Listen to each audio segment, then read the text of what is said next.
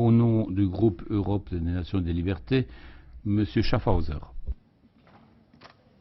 Je voudrais d'abord remercier mes collègues, une fois n'est pas coutume, pour leur pertinence sur l'analyse du Congo et plus particulièrement M. Pittella. C'est un pays que j'aime beaucoup. J'ai moi-même été auprès du vice-président dans la période de transition, Zaidi Ngoma, et j'ai suivi cette transition en étant un des acteurs. La difficulté du Congo RDC, c'est sa richesse.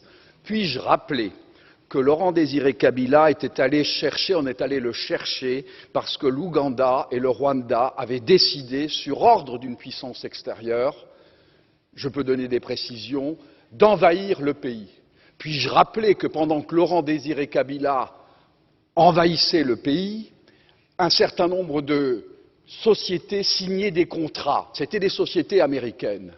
Puis-je aussi rappeler que lorsque Laurent-Désiré Kabila se retourna en étant un patriote pour son pays, on décida, ici à Bruxelles, j'ai eu l'information, je peux dire de qui, il est décédé depuis, son élimination, et qu'on est allé à Washington chercher également l'ordre, et il fut éliminé 15 jours après. Et puis-je rappeler qu'on est allé chercher alors Joseph Kabila en se disant, ce jeune, on le manipulerait parce qu'il n'était pas il était de nationalité rwandaise et qu'on allait en faire un président.